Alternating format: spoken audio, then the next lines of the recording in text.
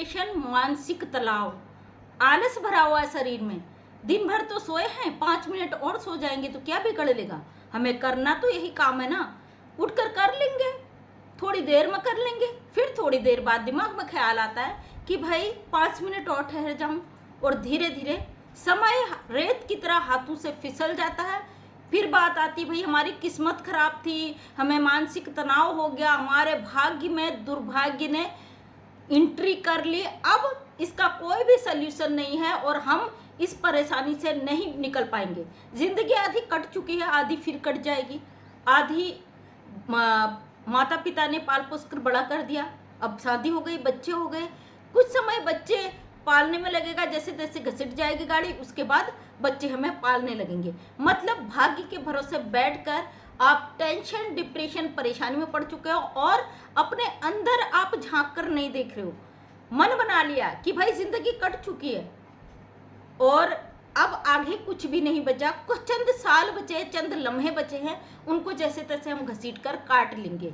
कुछ ऐसे लोग जो जिंदगी को अपना गुलाम बना लेते हैं, जो अपने फैसले खुद कर लेते हैं, अपने भाग्य के फैसले। तो दोस्तों, पहले इसी तरीके की मोटिवेशनल वीडियो लाया करती थी, कई लोगों को उन परेशानियों से छुटकारा भी मिला जिससे वो जूझ रहे थे।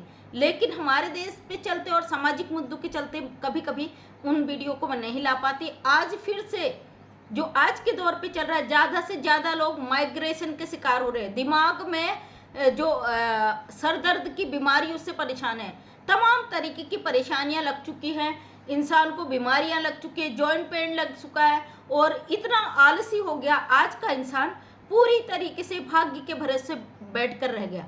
कई लोगों की समस्याएं सुनिए जो कहते हैं हमें ये बीमारी है, वो बीमारी है, तमाम है, हम बिस्तर से नहीं उठ सकते, दिन रात डिप्रेशन में रहते हैं, मानसिक तनाव है, पता नहीं इस मानसिक तनाव से अब निकलेंगे या नहीं निकलेंगे। जिंदगी तो कट चुकी है, आगे भी कट जाएगी। तो दोस्तों, आज का वीडियो मेरा इसी तरीके का है। मेरी उम्र हो चुकी है 40+। तो लोग मुझे कहते हैं कि आप हर जगह क्यों। मैंने अपने जीवन में एक संकल्प तो जरूर किया है कि भाई सुख हो, दुख हो, परेशानी हो, कोई भी सिचुएशन हो, जो चीज़ मुझे करना है मुझे अब भी करना, मुझे कल पर नहीं छोड़ना है। सबसे बड़ी बात, हम दुर्भाग्य अपना खुद बनाते हैं, कमियां हम अपनी नहीं झांकते, लेकिन हम दूसरे को नाम रख देते कि हमारा भाग्य तो खराब था, भाई सामने वाला तो देखो हमसे ज़्यादा फेलियर था, बिल्कुल डल था, वो आज हमसे आगे बढ़ चुका है। लेकिन अपनी कमियों को छुपा कर हम दूसरों की अच्छाइयों पे जलते हैं। क्या ये सही है?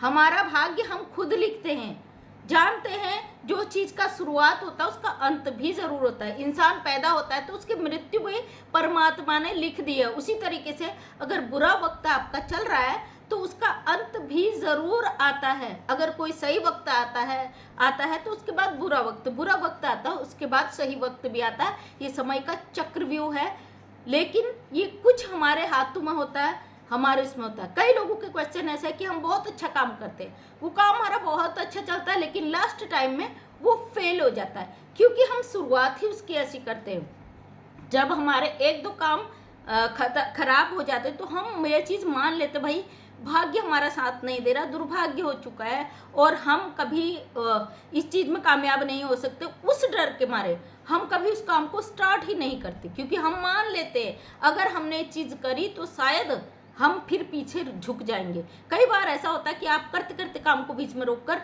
पीछे हट जाते हो, क्योंकि आपका डर, आपकी नेगेटिविटी, जो आपकी सोच होती है वो आपके दिमाग पर हावी हो जाती है और आपका दिमाग कहता है नहीं, आपको ये चीज़ नहीं करनी है। तो बिंदास तरीके से जिस चीज़ पे आप कदम रखते हो, पहले ठान लीजिए कि आपको चीज़ करना है। आपको ये नहीं सोचना है कि वो होगा नहीं होगा, कैसे होगा, क्या होगा। तमाम जो चीज़ें आप सोच कर रख लेते हो ना, आपके दिल और दिमाग में एक जगह घर कर लेती है कि वो चीज़ नहीं होगा। वो नेगेटिविटी आपके घर को, दिमाग को अपना घर बना लेती है, आपके दिल को अपना घर बना लेती है, जिसके चलते आप अपने कामों में कभी भी कामयाब नहीं होते। तो दोस्तों, ऐसा नहीं है। ज़िंदगी में जब हम कोई चीज़ शुरुआत करते हैं उसके लिए अच्छाई से ज़्यादा बुराइयां हमारा साथ देती। भगवान परीक्षा लेता है कि ये बंदा कर पाएगा या नहीं कर पाएगा। हमारे ऊपर डिपेंड करता है कि हम उस चीज़ को कर पाएंगे या नहीं कर पाएंगे। मैंने अपने जीवन में चंद चीज़ें चूज़ की हैं, और अगर मैंने चूज़ की है तो पहले मैंने फैसले लिए हैं कि मुझे उसमें सक्सेस होना है, तब जाके उन चीज़ों को चूज़ किया। मैंने इस तरीके से नहीं कि मैं वो करूँगा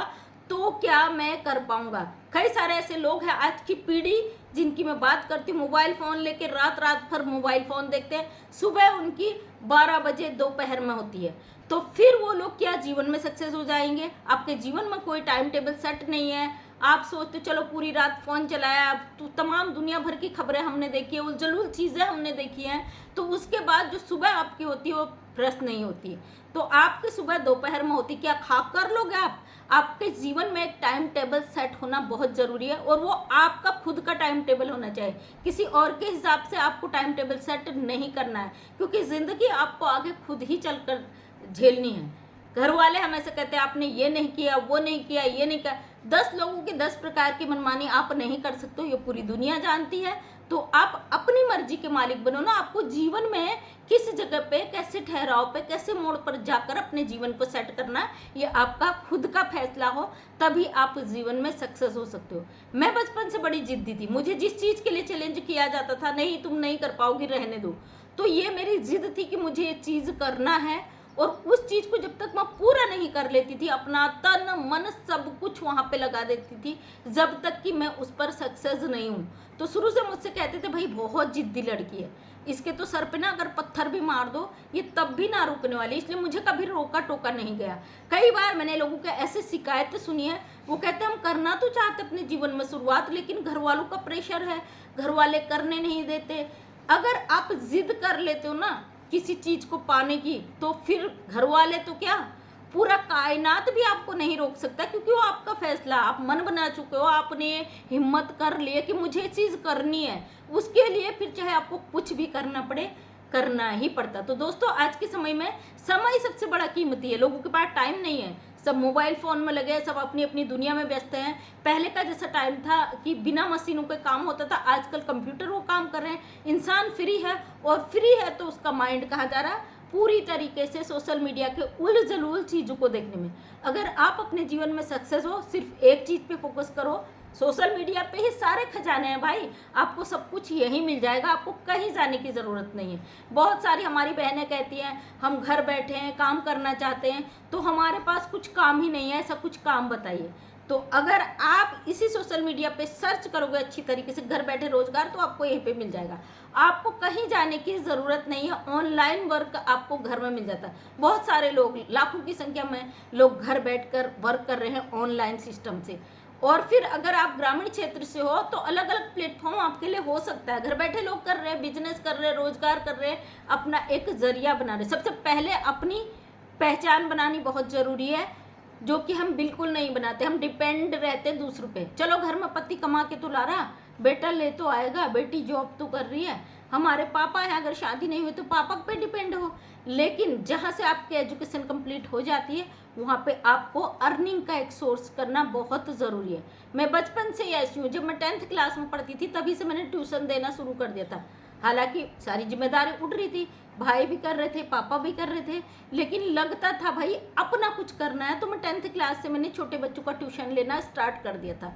और ज़िंदगी में जो काम शुरू करो ना, उसको कभी छोटा बड़ा समझकर आपको स्टार्ट नहीं करना है। तो जब मैं पढ़ती थी स्कूल में अच्छी, और उसके बावजूद मैं पढ़ाई में बहुत अच्छी थी। अगर हमको लगता ना, आजकल देखते हैं हम बच्चों से कहते हैं आप ट्यूशन ले लीजिए, तो वो कहते नहीं हमारी पढ़ाई गड़बड़ हो जाएगी। ऐसा बिल्कुल भी नहीं है। जब भी हम दूसरे को ज्ञान देते हैं ना, एजुकेशन बांटते हैं, तो हमारा नॉलेज और बढ़ता है, ऐसा मेरा मानना है। अब दूसरा का क्या है ये तो मुझे नहीं पता। कई बार मैंने ऐसा देखा है, कोई पढ़ा लिखा बच्चा 12th में पढ़ता है, उससे कहते हैं कि नर्सरी LKG UKG के बच्चों को पढ़ा दो, तो उनका साफ कहना होता है कि हमारी पढ़ाई गड़बड़ हो जाएगी, हमारा जो तैयारी हो गड़बड़ हो जाएगी। लेकिन मेरा मानना ऐसा नहीं है। मुझे लगता है दूसरे बच्चों को पढ़ाने से कुछ ऐसी छोटी छोटी चीज़ें होती है कि नर्सरी क्लास की भी हमें रिपीट होती है। अपने जीवन का थोड़ा सा टाइम निकाल कर, उस टाइम टेबल को सेट कर, हम दूसरे को ज्ञान दे के खुद भी कमा रहे हैं। तो यही प्लेटफॉर्म आगे बढ़ाना चाहिए। मैं सिलाई कढ़ाई पेंटिंग ये सारी चीज़ें, क्योंकि उस टाइम ऑनलाइन था नहीं सिस्टम, ये सारी चीज़ें मैं खुद ही करती थी,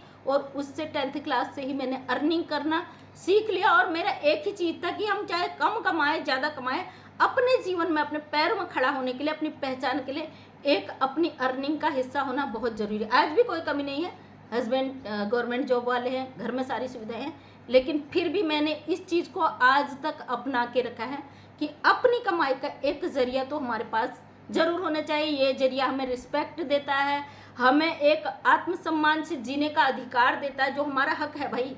और जो लोग टेंशन में रहते हैं, डिप्रेशन में रहते हैं, परेशानी में रहते हैं, अपने जीवन को खो देते हैं, फिर नाम रखते हैं कि भाई हमारा दुर्भाग्य है, तो इस चीज़ को मैं बिल्कुल भी नहीं मानती हूँ। अगर अपने सोए हुए दुर्भाग्य को आपको जगाना है तो अपने नियमों को चेंज करना है, अपनी गलतियों को निकालना है। हम दूसरे को नाम रखते हैं, दूसरे बंदे ने ये कहा, जिस बंदे का हमारे जीवन से कोई कनेक्शन ही नहीं है, उसके कहने न कहने से हमें अंदर से फील हो रहा कि भाई उसने ऐसा कह दिया। जो हमारा कोई कमियां पूरी नहीं कर रहा, जो हमारी खूबियों को नहीं बता रहा, वो केवल हमसे जल रहा, तो उसकी बातों का असर क्यों आपके दिल दिमाग में होता है? तो यही कमी है कि हम दूसरों के लिए तो टेंशन में रहते, भाई सामने वाले ने ये कह दिया, जबकि सामने वाले का कोई औचित्य ही नहीं हो हमसे कहे, या उसका कोई लेना देना है। आपके साथ अगर दुखद घटना होती है तो आप अकेले उसको भोगते भोगते, भाई दूसरा नहीं आता है। इसलिए दूसरे की बातों को जब तक आपके दिल दिमाग पे असर होगा, तब तक आप दुखी, परेशान, टेंशन और डिप्रेशन में रहोगे। आज के समय में जो टेंशन का सबसे बड़ा कारण है यही है, हम अपनी इतनी बिजी लाइफ को मोबाइल फ़ोन में खोकर बैठ गए। आज हर महिला के हाथ में फ़ोन है, हर बच्चे के हाथ में फ़ोन है, हर पुरुष के हाथ में फ़ोन है, और उसके बावजूद वो अकेला है। सोचिए क्यों? पहले के समय में था, एक परिवार में अगर 20 लोग भी हैं तो 20 लोग बिजी रहते थे, एक दूसरे का प्यार रहता था, साथ में रहते थे। आज अगर 4 लोग घर के अंदर है, चारों का आपस में बात नहीं होता है। ये हमारा इंटरनेट जो तरक्की कर रहा है, इसने कहीं ना कहीं पूरे परिवारों को तोड़ने का काम किया है, इंसान को डिप्रेशन में डाल दिया है। मैं बरेली मेंटल हॉस्पिटल गई थी, वहाँ मैंने देखा बहुत सारी ऐसी लड़कियाँ आई थी जो मोबाइल फ़ोन की वजह से पागल हो चुकी थी। और ये सब चीज़ें देखकर बड़ा अजीब लगा, और सोचा भाई क्यों नहीं समाज के बीच एक ऐसा वीडियो लाया जाए जिससे जो टेंशन डिप्रेशन में जा रहे हैं उन लोगों को थोड़ा सा अपना अनुभव मैं शेयर कर पाऊँ। फील्ड में जाती हूँ, फील्ड वर्कर हूँ, तो ये चीज़ें मेरे अनुभव के आधार पर ही आप लोगों को शेयर कर रही हूँ। वीडियो कैसा लगा कमेंट के माध्यम से मुझे ज़रूर बताइएगा। अगर मेरी कोई कमियां हैं तो वो भी ज़रूर कमेंट्स के माध्यम से बताइएगा, ताकि मैं अपनी कमियों में थोड़ा सुधार करके आपके सामने एक और अच्छा वीडियो लेके आऊँ, जिससे आपको कुछ ज्ञान मिल सके। तो दोस्तों, आपके जीवन का कोई ऐसी स्टोरी हो जो समाज को एक अच्छा उदाहरण पेश कर सकता है, एक अच्छी प्रेरणा दे सकता है, तो ज़रूर शेयर करिएगा। अपने चैनल के माध्यम से ज़रूर मैं शेयर करने का कोशिश करूँगी। आपका नाम पता अगर गुप्त रखना है तो गुप्त रखकर ही आपकी स्टोरी को यहाँ पे शेयर किया जाएगा। और जिन बहनों ने, जिन भाइयों ने अपनी स्टोरी मुझे व्हाट्सएप पे शेयर किया है, थैंक यू आपका, कि इतना दुख होने के बाद आपके जीवन में आपने चाहा कि समाज में चीज़ें जाए ताकि समाज को जगाया जा सके। तो मैं मंजू विश्वकर्मा हल्द्वानी उत्तराखंड से एक सोशल वर्कर हूँ। अपने वीडियो के माध्यम से हमेशा समाज को एक नया प्रेरणा देने की कोशिश करती हूँ। उम्मीद करती हूँ वीडियो पसंद आया होगा। Thank you so much. जय हिंद, जय भारत।